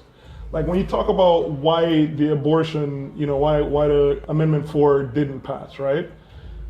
That passed in more conservative states than Florida. That passed in Kansas last year. But the reason that it passed everywhere but Florida is because everywhere but Florida, for a constitutional amendment, it takes 50% plus one. Here, because we have been controlled by a Republican legislature for so many years, they manipulated the process and they made it so, yeah, if you do all of the work to put something in front of the voters of Florida to say, do you want this or do you want that? This is your choice. You guys get to vote on it. Whatever you want to do, whatever you decide to do, we'll do. Like democracy at this most basic, essential like form, right? The Republican legislature said, no, we're not going to do it the way everywhere else in the country does it. We're going to make you have to jump another hurdle, and it's, instead of 50%, you got to get to 60%. You understand what I'm saying? And that's, you know, these are all kind of answers as to how we got to where we are right now. So I would, you know, I would start off with that. Go ahead. Is the next thing to like, is that possible that we can eliminate that? Because that's something that, just as someone that's a transplant, right, that came down here and was like, what the hell is that? Like, I didn't know like a lot of stuff when it came to like Florida law. I had no clue about until just being down here, being a journalist and learning stuff, right? And so like, I can understand for the average voter down here that they don't know any of that, right? Like, like not to like throw anything out there, but the thing that made my homie vote was like the fact that weed could possibly be legal, like just playing with it, right? And like, and I don't think he fully understood that like it's you know what I'm saying 50% plus one. So is that the next hurdle for us? Yeah, sometimes so 60%. But that's still 60%. But it's almost like saying, hey, I don't know why they're making all these rules because of what? What are we stopping? We're not. It's not like we need to get 65% that we don't become slaves or. The stuff that they're asking us to jump these hurdles for, and it started back about 10 years ago when we had voted to put, I think, a pig inside of a cage or something like that. It was something that was kind of radical, where every year we had almost 10 to 12 constitutional amendments because it was so easy to put it on. And then you had the other black group saying, this is voter intimidation because now it's even longer. Out of the 67 counties in the state of Florida, we're the only ones that have 3 languages on the ballot. So when you come in Miami-Dade County, you get ready to vote, you're intimidated by saying, God damn, we got 5 pages, but you go to Broward, Duval, Hillsborough, it's only English and Spanish. So the intimidation factor is there. But at the same time, what they came in, and Democrats had assumed, okay, I got all these black people. I know they have some gripes in the state of Florida because I'm looking at the statistics in their communities, very specific, what's ailing them, the less than 30% of children reading at grade level. There's a lot of things that are holding us back today and the future. And they want to talk about weed and abortion. Killing babies and smoking weed. How the hell did this skip everything we got in our lives to say, no, this is the most important for you. And now what the party is really pushing, and this is why you saw in the breakdown of the Republicans were against that 4 and against 3, and the Democrats really pushing 3 and 4. But there were some other things that we could have really pushed. What was on 1? What was on 2? What was on 5? What was on 6? Nothing. The reason why those 2 were pushing, you saw a commercial every second, because they had $100 million behind it. But then somehow they're going to tell you, this is good for you guys. But then you got people saying, oh, this is good because it's going to stop. Have you been to a recreational state that smokes weed? The last thing I want to do is see my folks, which people think is going to be less stops and less interactions with the police. No, because now police will have to interact with everyone smoking because someone's smoking in front of the house. Sir, these people are smoking. You got to still go over there and check their ID to, one, make sure they're underage. But is that a good thing for all of all the things that are ailing black people? The number 1 and number 2 for the Democratic Party in the state of Florida was weed and abortion. Even though Black Folks Crossing had a lot of gripes, but none of our things were even picked up on. Where's our one big issue that would bring out more African Americans statewide? We didn't. They just said, you should be for weed, right? And you should be for abortion, right? Like, you know, I had some other things. I got thoughts on that. Yeah, I know you do, and I see you itching. But Yeah. just give me 1 second. Go for it. One thing personally I can tell you is I was just in the last couple months. I was in 2 cities that have 2 states that have recreational marijuana. You and I were in New York together. I mean, did you smell weed on every corner, or was it I did not see that at all. I didn't see that in Nevada. I didn't see that in. Did you smell it? No. I didn't see that in Nevada. I didn't see that in New York. So I fundamentally do not agree with the premise that, you know what I'm saying, it's going to be weed on every street corner. You're going to be smelling this. Well, it's an extreme, right? It's an extreme. The only caveat I have with that, the point that I would probably say with Willis, is that DUI. Weed is under the influence. You understand? So remember, like my very good brother and mentor, Dwight Bullock, said, it exasperates for us in comparison to everybody else. Yes. So now think about if even weed was passed, which I was for it, you know what I'm saying? Straight up. But if it was, I did think about the repercussions of it being passed too, that nobody was talking about. So although they're talking on one end yo, black people, y'all love weed, you should be down for that. But nobody had the conversations of black people, you should also be concerned of how much DUIs you're gonna get smoking weed. And it was a caller on the radio station that opened up my eyes to that.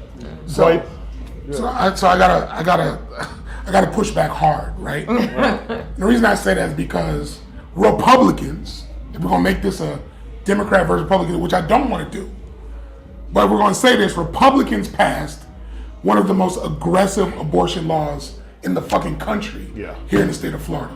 That is going to disproportionately impact black women more than anybody. So you're saying they won't be able to kill as many as the other ones? What I'm saying, that's a fight. What I'm saying is this.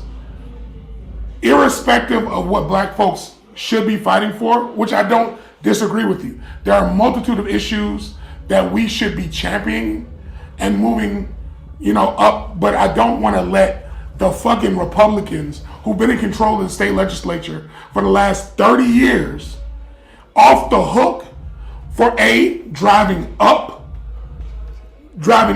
the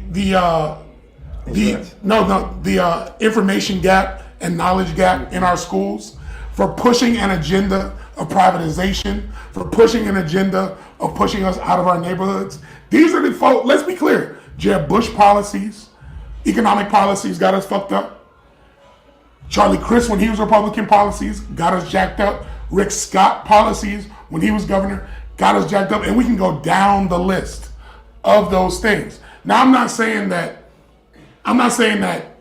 letting Democrats off the hook by any stretch, because all that time there should have been hard work on their side to sit there and champion something that was an alternative that they refused to do. They refused to put together an alternative to a Project 2025, an alternative to these things that have been weaponized against black people.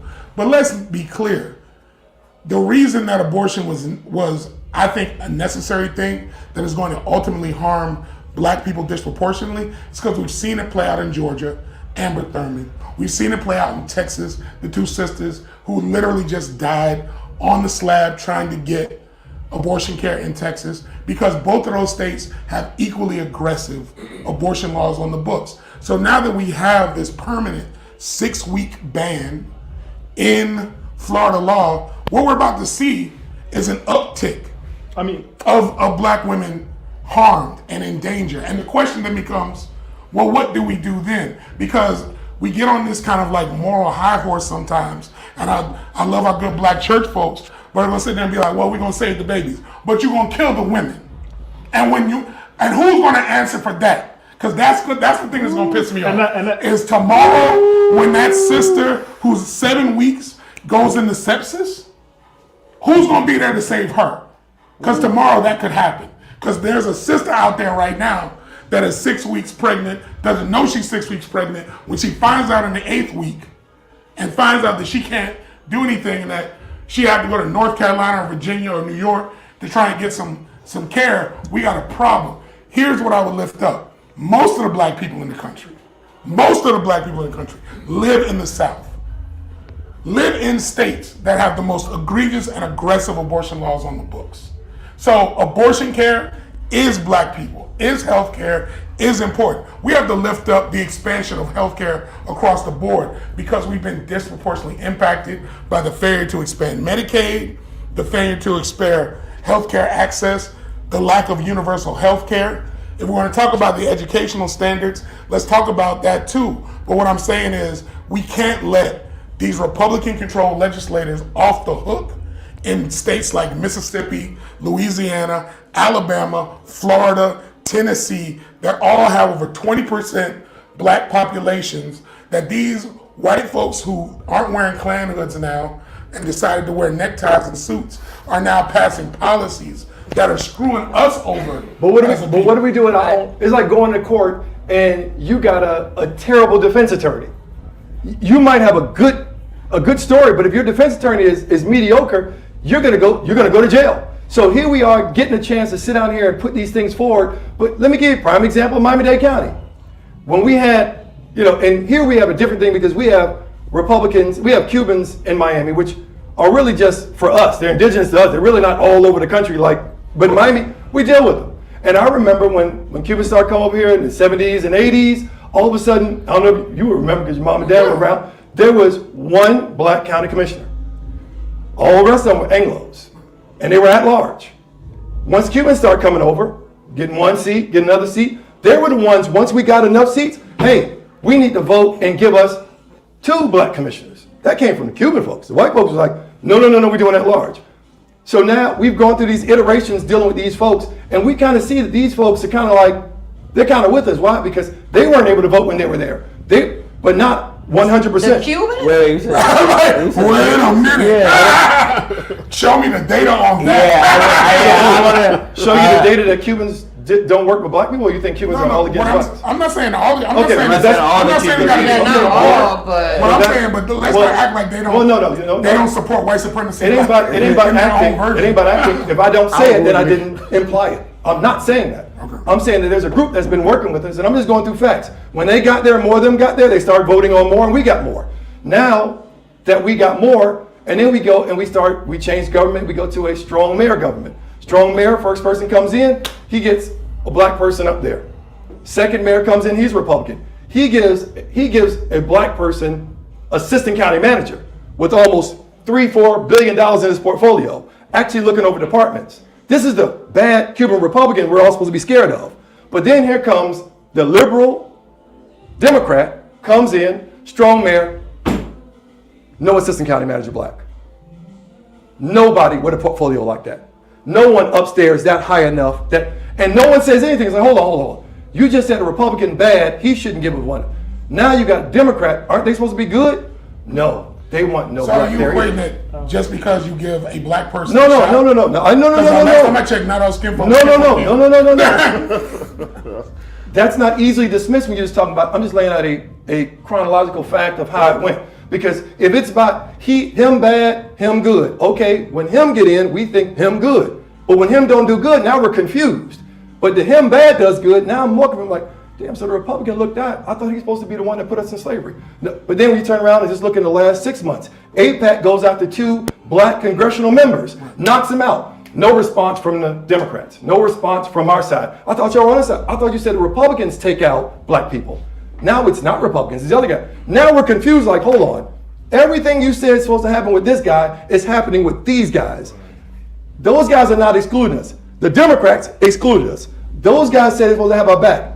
The Democrats didn't have our back. So now it's like, now I'm confused, but now we're back on, yeah, I know you all have spoke, but we gotta believe that individuals, even if we have no titles or whatnot, we can use our senses. We can either touch, smell, see, or feel.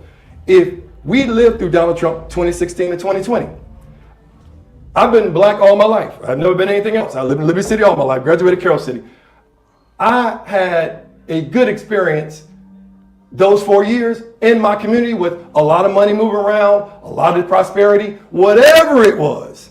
I lived that time. I don't remember 2016, 2020 be like, man, they done snatched up my cousin, somebody done picked them up in a bus and they done shipped them. I don't remember all those bad things that they said Republicans would do. Definitely did. No. If you I can give you the stats. but if people did not, that's why we have elections for everybody to say, tell me your experiences and go in there and vote that way. And we can kind of see it now by saying, why y'all black people? They already said, this is my experience, I'm voting this way. You have to admit, and we can all say this, yes, the Republicans have done a better job at advertising and pretending to do more than they've actually done.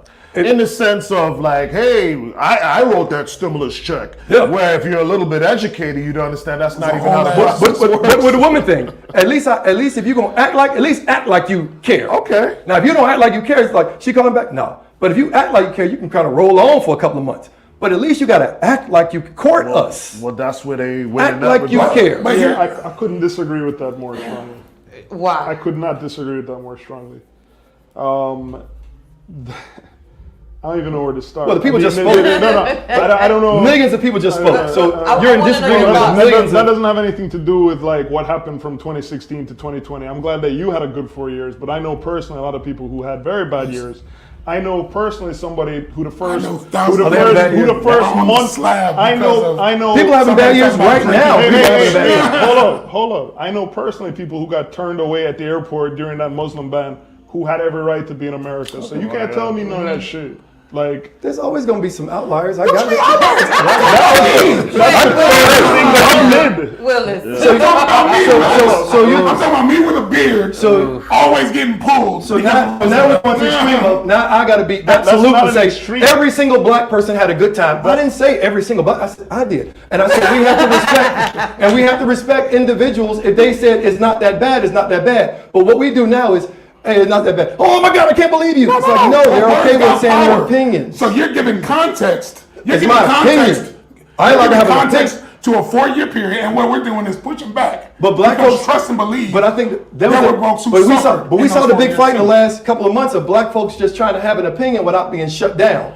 Even if they say they like this person, you can like that person, you can not like that person, but you're allowed to have an opinion. But when you go out there and you get ready to have something and everyone comes to shame you and shut you down, it's like, damn, I just can't say I don't like it or I do like that's it. more of a I can say that messaging you. issue, though. I can say that I had a different experience Yes. than you, which Yeah. is what I did. That's not the same as shutting you down. But I I think- didn't wait, point you wait, to say you I were. think- I was talking in general. I think what people. I think a little bit of what you're talking about is I think sometimes the messaging from the Democratic Party is terrible. Like they don't know 100%. how to speak to people. Like it's very much so. It's like once someone supports Trump, it's like, oh, what was the thing? Like, oh, you're still on the plantation, right? Which you know, just naturally, if you hear that, it's like, nah, well, like, you know, fuck you. You know what I'm saying? Right. And I think it's about like meeting people where they are. You know what I'm saying? Like I think, like, okay, if you support Trump, why is that? Like break that down to me because I think a lot of people. But that's the thing that people don't do. That's the people that. 'Cause Yes, we I dealt, agree. so listen, for instance, we talking from experience.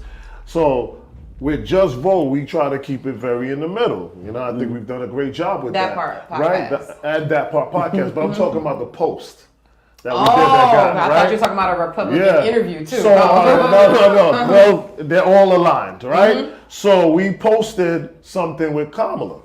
It was quiet. You know, we posted, I think it was the girls, the cheerleaders from Northwestern that had on the Kamala shirts and stuff like that, right? It was quiet. Oh, cute. The Golden Girls, we got to give them their theme. Yeah, shout out to Golden Girls. Shout out to Tracy. Black girls. Yes. What we not gonna do is have Miami Northwestern. Super, I love you, baby. I love you. But 2 posts later, we posted some black folks dancing in Trump hats. And the most comments, the most engagement, and people like, I'm unfollowing you. How to take this down right now? And I was so tempted. It was the only post. You know, I shoot back. So I stand my ground. You were like, you was on the company page. You was like, I said, you know, I'm gonna let this go. But I said it was one girl who was a radio personality in particular that I really wanted to hit back at because I just wanted to say to her, and I didn't. But I'm gonna say on our damn podcast, That Part Podcast 305. It's funny how you are probably for Amendment 4, right? You want the women to have a right with her body. But I can't have my right to post what I want that doesn't even say go vote for Trump or nothing like that. I'm just showing what's everybody can see anyway, and I'm keeping it balanced.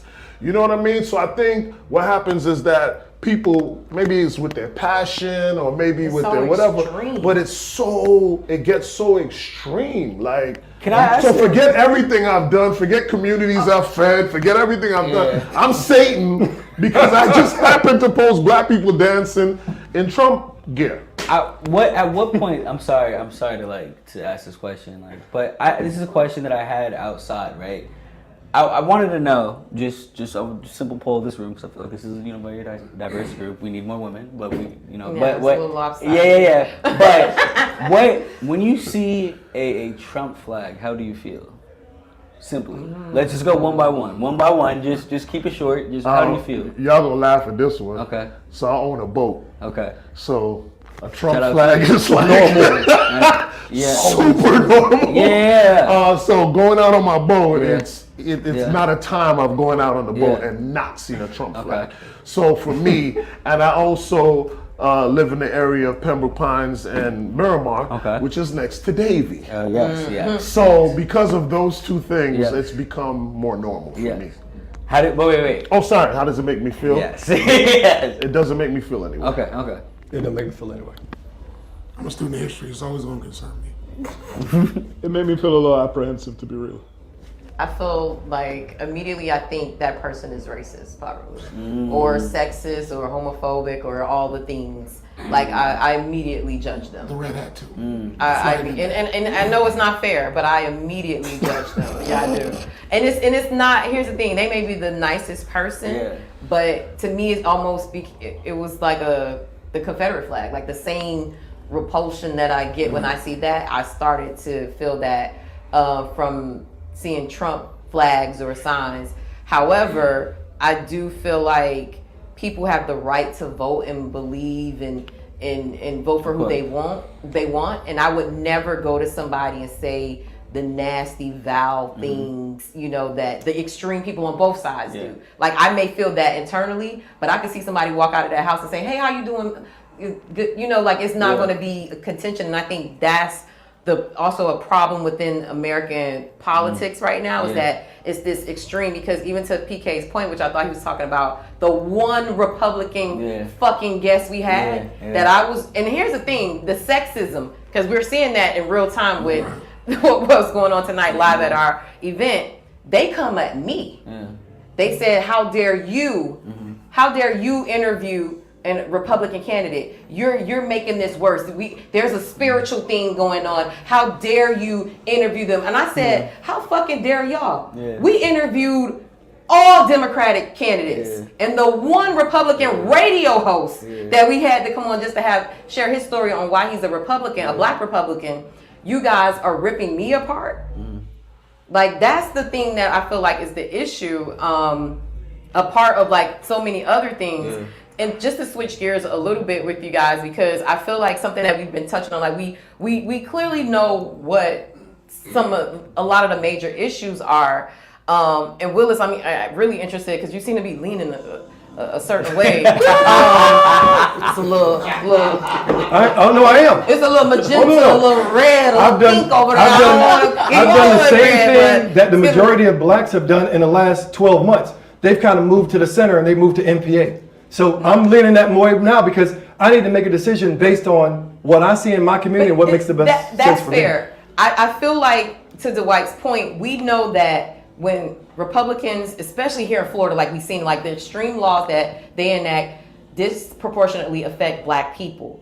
Do you feel now, especially, let's keep it local, state, county, do you feel now that we can have fair conversations with these Republican elected officials, that we'll be able to go in and have conversations and get our fair share? You think that they're going to be willing to do that? Because what I've seen from the Republicans, it's like this blind loyalty to whatever the Republican agenda is. It's like, I don't give a fuck how this is going to affect a lot of people in my district. If this is what they saying we voting on, this is what I'm voting on. Do you feel like locally, and we could keep it Miami-Dade County, we could keep it state of Florida, do you feel like we can honestly have conversations with the new Republican elected seats in Miami-Dade County and say, hey, now you're elected, maybe I didn't vote for you, but you still serve me. This is what the needs of our community are. What are you going to do about it? And you think that they're going to realistically have a conversation with us and even maybe not give us all the things, but give us some of the things on that plan. I've lived here 50 years, and we've always had Republicans basically in control and in power in the last 20 years of my life. And I don't remember a time where we couldn't go down there and dialogue with somebody on the 29th floor. We couldn't dialogue with someone in those departments. And we do rely on Democrats that we help put in those offices to show people what DEI looks like, equity and inclusion. When they just showed the county that they pushed equity and inclusion, but they really didn't believe in it as it relates to pushing people that look like us up to the ballot as with them, they've been asking me the same question for a month and a half. I just don't understand why they didn't put no black people up. I'm like, and I know they might have done it facetiously to try and, poke at the bear, but I'm like, why did they do that? That makes no sense. And I know they wanted to get some I know they say we're the bad guys, but we never came after y'all. We never did that to y'all. We would never exclude you all. Now, someone asked me a week ago, I had endorsed Alina Garcia. Because Alina Garcia and J.C. Planners represented the same Republican district. He was a Republican 37 years. He voted against some of the things that his parents had did. He was complete. So not until he finished, then he decided to go Democrat, then independent, then Democrat, then back, then independent, then back Democrat. He changed 5 times in the last 2 years. But that still was okay. So my thing is, you can change 5 times in 2 years. You can change. Yeah, you keep changing. You can change it. You can change it tomorrow. You can change whenever you want to change. You can change as many times as you want. Okay. So now, when folks ask me when I was at that press conference, I didn't think everybody was coming. I didn't think, Senator Rubio and all those folks were coming. So when they asked me in the interview, hey, I'm glad you're here. Why are you here? I said, well, I'm just here to make sure my people don't get erased, and that we're not going to be. I said, I want to make sure that my people are not erased, and that you all know that we still exist. And that's the reason why I stretched out that thing, because, if you 5 guys are going to these departments, then we need access. And we can't let that boat slip away and say, well, y'all, we just got to wait 4 years, y'all. But at the same time, Jews are 30%, 30%, 30%. 30% Democrat, 30% independent, 30% Democrat. Hispanics, 30%, 30%, 30%. All white people, 30%. Black folks are the only 90-10s. And they want us to wait. Republican, because you said Democrat twice. I just want the audience to know that you meant 30% of the main party. They're almost, so no matter who kind of gets in there, there's someone going to put their list of issues in that thing. Gotcha. So my thing is, okay, tonight, the Democrats lost. That don't mean we got to lose. That don't mean that, hey, Alina, one of the first things I suggested to all of them today? I think we need to do a little tour of 1 or 2 spots, south and north, with the whole 5 to present them to the black community and say, hey, we're here. We have access. We even seen that with our clerk. Our clerk has been there for a year. I think he got appointed by the governor. Everybody said he was the worst thing in the world. But the stuff that he's done as relates to our homes has been great. I didn't even know the clerk's office even had all that stuff he was doing. But he's been amazing at what he's doing, but it hasn't been partisan. These are local things. Just like Killer Mike was saying, I'm not getting into the national. Y'all better worry about local. Because if we're getting ready to start a business, you better know somebody in that 111 building. If you're getting ready to do anything, you better know the property appraiser. You better know the tax collector. You better know the goddamn sheriff. So you mean tell me all of us will sit on the outside, but they have access because 30% of them are already over there. So they're gonna be like, Julio, go in there and ask them. Hey, John, you go and ask them. On us, damn, ain't none of us friends. We already said we hate y'all. So why would they listen to us?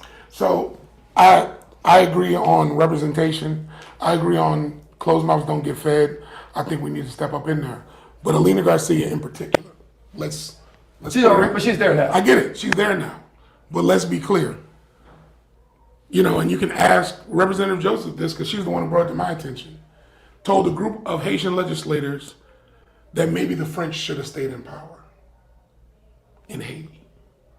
If you know what that means. If you got any context, or you just going to give us that one line? No. If you know what that means, maybe the French should have. In other words, maybe y'all should have saved slaves.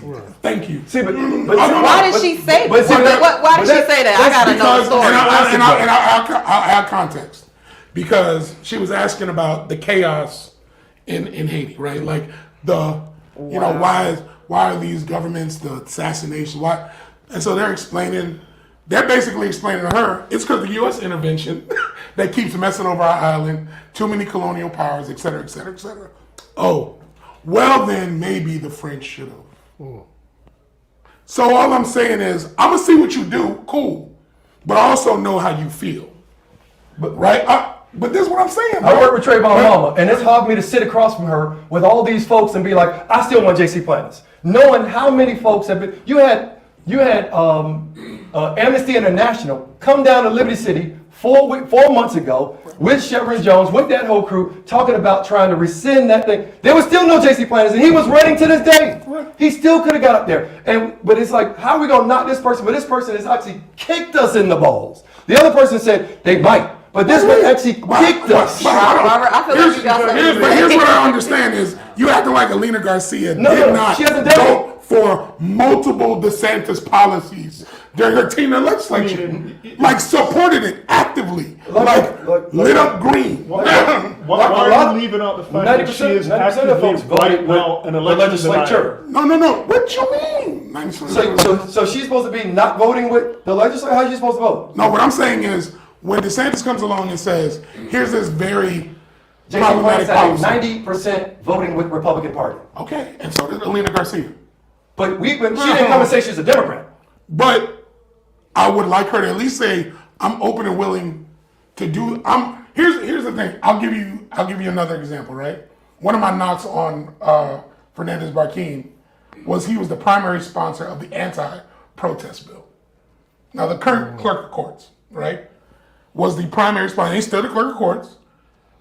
But what I'm saying to you is, how are you then going to send me a jury notice and make me think there's going to be a level of equity and fairness in the way in which jury selection happens in the county when you were not the prime sponsor, didn't just vote on. But he's been there 18 months. Has he done that? You saw what happened with George Floyd.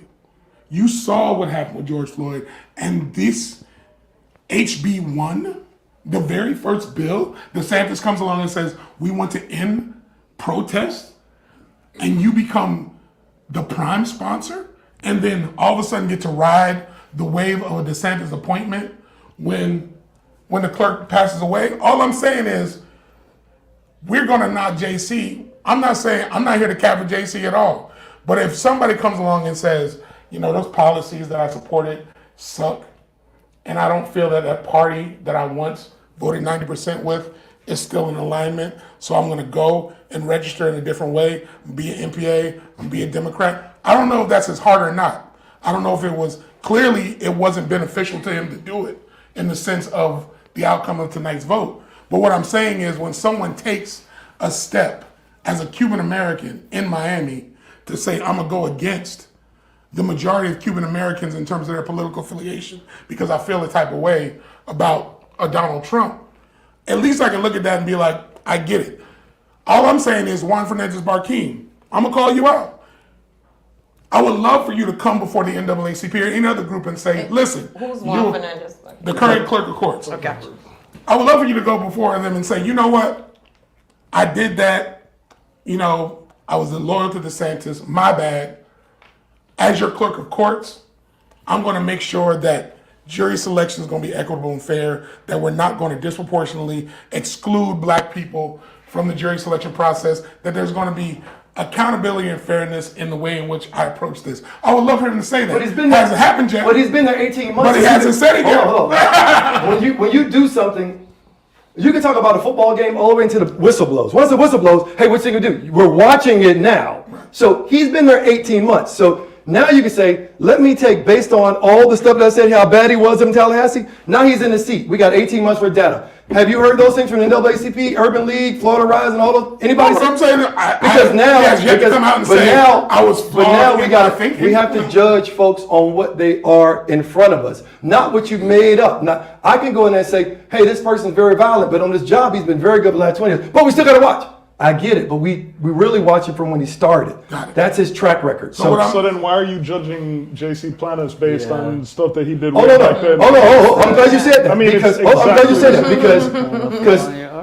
because 75 days ago, he got the largest ethics fine in state history just recently while still running, and the party was still backing him. An ethics fine because he went after using his, frivolous lawsuits, but he went after an openly gay Democrat running in Miami Beach. That was the person he was going after. But he's still running as a Democrat. But he's not supposed to come after it. But he's still doing the same tactics he was doing as a Republican. But this time they found it because they're like, we told you to stop doing those types of lawsuits because it's egregious. For the first time ever, he had to pay a fine that was the largest ever. And for the first time ever, he had to pay the other legal fees. Florida's never done that. But they're like, you know what, guy? You're so bad, we got to slap you. And you're running.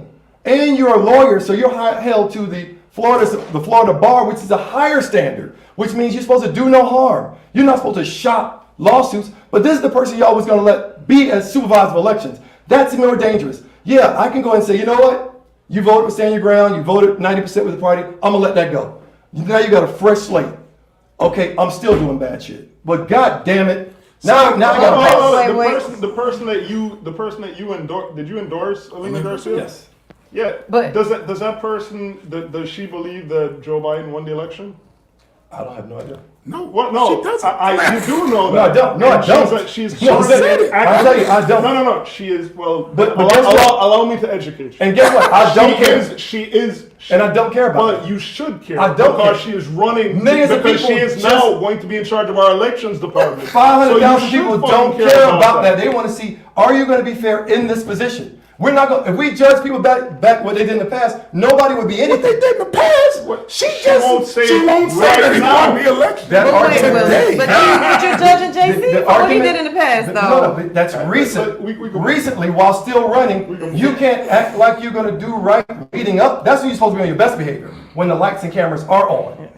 Here's what I know. There's certain fundamental facts that like exist. I feel like in life though, and one of them is that like Biden did win the election. So if you're, so I don't understand how you can support someone that doesn't believe that though. Like that's To run the election. You believe it too. Run the election department. Yeah. That just doesn't but fundamentally we- make sense to me. Well, hold on. Let me clarify with maybe a minimal education that I have. Was she the only person that got an endorsement from Trump? Who? I don't know if she was endorsed. I don't know. I just know she denied the election. But did Trump endorse her? I'm not sure. Yeah, I don't know. Because to me, I would have said, well, there you go. You know what I'm saying? Like, Listen, if she's going to get an endorsement from here's Trump, what I that would be know, why and- she going to stand in And that. again, I'm not here to stand for any particular candidate. Right. But I remember in a public forum, I was conducted as the moderator. Same person you're talking about said, hey, listen, you can pick anybody on this side, Willis, myself, or anybody else. Just don't pick her because for the very reason that Robert laid out. Now, all I'm saying is that could have been lip service, that could have been what, but he said it. He stood on it. He advocated. Matter of fact, he said it so much that the question that was being asked of him, he didn't answer because he was so busy pontificating about us on this side want to protect democracy, Willis included. This is pre-primary. Willis included, as well as the other third person that was running. This person over here has denied that there was a free and fair election in 2020. Like, all I'm saying is, like, if we're going to practice the act of forgiveness or whatever the case may be, we can figure it out. But all I'm saying is, like, Don't give the crackhead the keys to the drugstore. hello. And all I'm saying is, right now, going back to the point that I was making earlier is, I never heard that one before. you're absolutely right. I would love to see the fairness, and this, that, and the third. But what I'm worried about, and the problem is we don't have the ability, is like we're talking about now, a populace now that is apathetic, desirous to not vote. And we're talking about somebody now who's now got the keys to the drugstore that can sit back and be like, well, they're just not registering. And we get to write that off as, well, those are black folks that are just pissed off at the election. Are you doing the work to actually do it? My question is for you, you're the supervisor of elections. That means you have the authority to now go into high schools and pre-register, juniors and seniors. Are you going to actively go do it? Are you going to work with the DMV now that the county government controls the DMV to say, hey, listen, when people go in, make sure that you're saying that you can still register or change your voter registration. Like, Is those that not a little thing here? Is that? No, I'm saying like that's something they can do. But the problem is Okay. these new constitutional officers, it's no longer coming from the state that controls the DMV. It's actually going to be the county officials that control those offices. Well, listen, we have to wrap this conversation I think up. we It can. was really heated and amazing and respectful, you know, and this is what we love.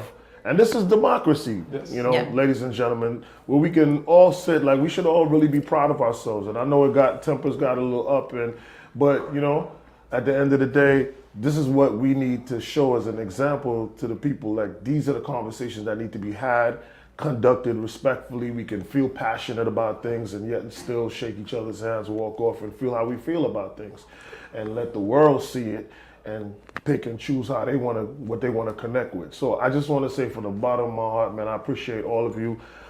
Except for you, unfortunately, Isaiah. The rest of you have been no, Isaiah. Isaiah, please. 'Cause, listen, just follow me. I appreciate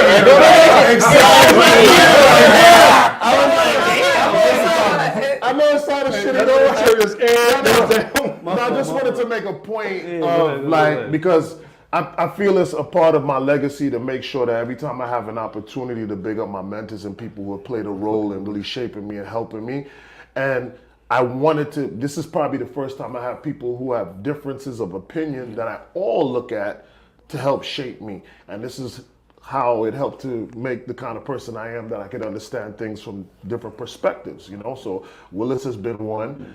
My brother right here, Dwight Bullitt, has been one. Robert has been one, and Janae Tate has been one. So I didn't mean to exclude you in that way. I'm fucking with you. I appreciate you. I love you, brother. And I just wanted to just bring a point to, like, these are the people who I have conversations with. I go back and forth with, and you know, sometimes I'll talk to Willett and I'll go back to Bullitt, and sometimes I'll talk to Bullitt, I'll go back to Willett. And they know I talk to, you know, all of them, but I'm trying to understand. I'm like they little, you know, seed that's trying to grow into something, you know what I mean? If the sun is over here, I may lean this way. If the sun over here, I lean that way. But I really appreciate y'all so much. And Janae, of course, I wouldn't know about none of this if it wasn't for you really just giving me the baby steps. So I hope y'all really embrace it. And definitely, please tell people how they can follow you, Willis.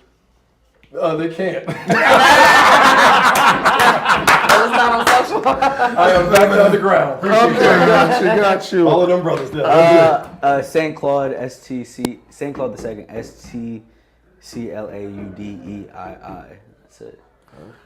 At Dwight Bullard _ on the gram, at FL Rising, if you want to check out Florida Rising, and look forward to seeing folks around the way. That's what's up. And you can find me at RJ Dempster on Instagram.